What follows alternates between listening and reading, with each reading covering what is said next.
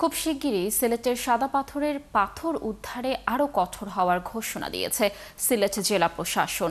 এর আগে সাদা পাথর এলাকায় যান মন্ত্রী পরিষদ বিভাগের সমন্বয়ক ও সংস্কার বিষয়ক সচিব জাহেদা পারভিন সহ দুজন অতিরিক্ত সচিব। এদিকে লুটের পাথর পর্যটন স্পটে ফিরিয়ে দেয়া ব্যাহত রয়েছে। এলাকার লোকজন জানান, অনেকেই পাথর ফেরত দিচ্ছেন রাতের আধারে। প্রশাসনের হিসেবে এখন পর্যন্ত 11.5 লাখ পাথর উদ্ধার হয়েছে। হোসেন আহমেদ সুজাদের প্রতিবেদন। 3 দিন আগে ভোলাগঞ্জ পর্যটন স্পট থেকে চুরি হওয়া পাথর নিজ উদ্যোগে ফিরিয়ে দিতে আলটিমেটাম দেন সিলেট জেলা প্রশাসক। এরপর থেকে পাথর ফেরত দেয়া শুরু করেন ব্যবসায়ীরা। এখন সেই পাথর ফেলা হচ্ছে পর্যটন স্পটে।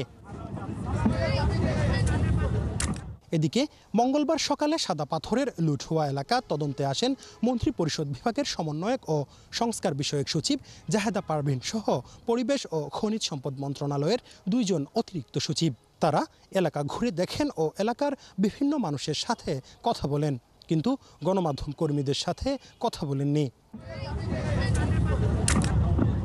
লুট হওয়া পাথর ফেরত দেয় অনেকটা প্রাণ ফিরে পেয়েছে সাদা পাথর এলাকা। সেখানে বাড়তে শুরু করছে পর্যটক। পাথর দেখলাম, পানিতে বাচ্চারা এনজয় করলো, বাট আমার কাছে মনে হচ্ছে তুলনামূলক পাথরটা কম আর কি। 10 লক্ষ না 12 লক্ষ টাকা মতন আসছে পাথর, আর সুন্দর লাগতেছে। চতুর্দিকে পাথর পড়তেছে, আসতেছে আর আসতেছে।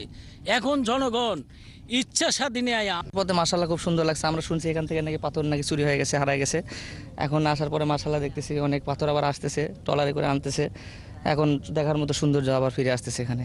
এদিকে মঙ্গলবারও সাদা পাথর এলাকায় যান সিলেট জেলা প্রশাসক সরোয়ার আলম এবং পুলিশ সুপার মাহবুবুর রহমান। তারা সাংবাদিকদের জানান, পাথর ফেরত দেয়া নির্ধারিত সময় শেষ হওয়ায় এখন শুরু হবে চিরুনি অভিযান। এখন থেকে যার কাছে পাথর পাওয়া যাবে নেওয়া হবে ব্যবস্থা।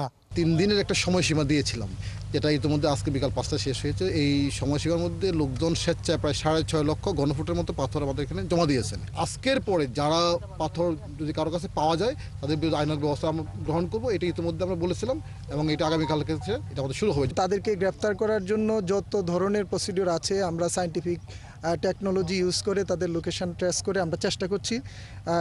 একটু যদি ডিটেলস না বলি তাহলে ভালো হয় আর কি, কারণ তাদের গ্রেফতারের জন্য একটু আমি ডিটেলসে যাচ্ছি। অভিযান অব্যাহত।